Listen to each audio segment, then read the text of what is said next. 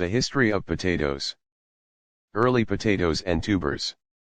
According to geneticists, potatoes were first cultivated in South America several thousand years ago, around 6000 BC.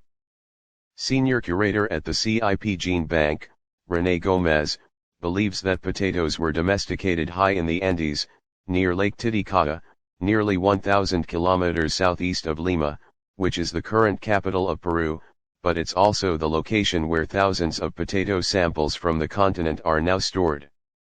The ancestors of today's potatoes are found in 151 varieties of wild potato. The image below is a good representation of the early tubers cultivated by the Andes. A nutritious vegetable. Right by the start of the cultivation of potatoes back in around 6000 BC, potatoes spread quickly within the Andes mountain range. As a source of food, some civilizations such as the Inca found ways to preserve the food as chuño, which will usually last over a decade. The potato was plentiful because it could grow tightly packed. The potato spread fast for its nutritional yield. The potato was easily suited for supporting life, as all the vitamins and minerals other than vitamin A and vitamin D were present in potatoes. Many people drink milk and kept the potato skin to account for the missing vitamins. The first potato farmers. The Incas are believed to be the first civilization to farm potatoes, over 10,000 years back. In the Andes mountain ranges of Peru, early groups of Incan farmers started to domesticate the wild potatoes found by Lake Titicaca. The potatoes were found to be able to be used in many ways: boiling to make boiled potatoes, mashing to make mashed potatoes, roasting to make roasted potatoes, dehydrating to make chuño, grounding to make potato starch, or fermenting to make tocache. An end to the Inca. The Anchor Empire was one of the main potato cultivators that flourished between 1200 to 1533 CE. The potato cultivation did not end with the fall of the Inca, but the one to conquer the civilization in the Spanish invasion. The Spanish took the tubers, as well as any other crops, in what is known as the Great Columbian Exchange. At first, when Spain attempted to cultivate the Indian varieties, the new daylight cycle inhibited their growth. Due to the Andes location close to the equator, the potatoes made there were more used to experiencing half-day and half-night. As the potato spread through Europe, the issue causing potatoes to mature poorly kept arising until potatoes met Ireland. In Ireland the potatoes were supported by the cool but frost-free fall climate. The Spanish invasion. Throughout the first half of the 1500s, the early 1530s, the Incan Empire was experiencing a problem with civil war which ended in 1532. Shortly after 1532 the final Incan emperor was killed by the Spanish conquistadors. Most remaining Incans settled in Vilcabamba, creating the Neo-Inca state. The Neo-Inca state was conquered in 1572. The conquistadors took most of the land and resources, including crops like potatoes, openly available to them. The Great Potato Exchange. The Great Columbian Exchange began in 1492, many goods and ideas were exchanged during the Columbian Exchange. Among these goods were potatoes, which joined the trade by 1536. An English explorer named Sir Francis Drake discovered potatoes during the world's second circumnavigation across the globe. It would take approximately 9 decades for the rest of the European continent to begin cultivating potatoes. Intercontinental integration. Very soon following the Columbian Exchange, the process of cultivating potatoes reached past Europe, into Asia, and then grown on every country and every continent except for Antarctica. Everyone is growing potatoes, almost everywhere. Countries gained a lot of food from domesticating these crops. However, there was little to no genetic diversity, which would become a problem later on in the future. Potatoes were everywhere so quickly because the media and even the military caught on to its usefulness. Writers claim that potatoes were greatly superior in the amount of fat that we produced compared to a field of wheat. Other writers said that they were the most healthful food.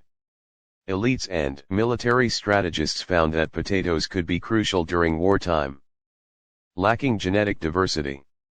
As the cultivation of potatoes was becoming more abundant, potatoes of similar genetic traits were across multiple countries, especially Ireland, the main potato cultivators during the 1800s.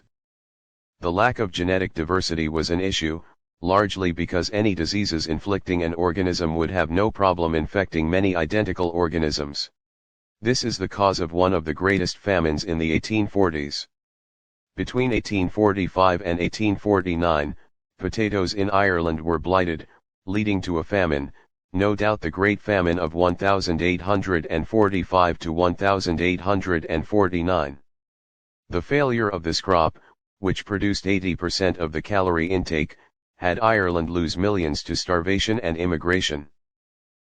There was quite a contradictory situation in places like Peru. The markets of Peru have hundreds, if not thousands of potato varieties. The Idaho potato. About 100 years before the Great Famine, today's American potato was imported from Ireland, and were often referred to as the Irish potato. It took until 1750 to be a widely grown crop in eastern North America. Idaho was not a state until 1890, but they were already being planted by 1838. Idaho began producing an annual amount of nearly 60 million pounds of potato per year by year 1900. Around this time, potatoes were stored in barns or root cellars often. By 1920, the root cellars were replaced by potato cellars, which were just like root cellars, but more specific to potatoes. Since the 1920s, potato production steadily increased in Idaho, as well as Colorado, Maine, Oregon, and Washington. Just 5 states of the 50 United States today supply 2/3 of the country's potato markets. Many of the farmers who sold their potatoes in domestic or even foreign markets let their business relatively well. Scientific centers. In the mid-1900s, or mid-20th century, the Canadian Potato Research Centre was one of the major potato research institutes in the world. In the 1930s, this institute would investigate ways to make potatoes more resistant to diseases, as it was a critical task to be done seen from the unexpected famine in the 1800s. The Canadian Potato Research Centre concentrated their efforts on breeding varieties to create more varieties that are more resistant to diseases. An agronomist, for scientists studying in the field of soil management and crop production, going by the name of Andrés Nicolás Contreras Mendez, is known for his study of potatoes in the archipelago off the coast of Chile. He led a potato expedition in 1990 to collect potatoes that are in a collection today in the Chilean Gene Bank. Nowadays, China is the largest potato producer, but the whole world produced approximately 359,714,403 metric tons, or about 791,616,937,912 pounds of potatoes in 2020. Just as China is the largest producer, it is also the largest consumer, accounting for more than a quarter of potato consumption in the world.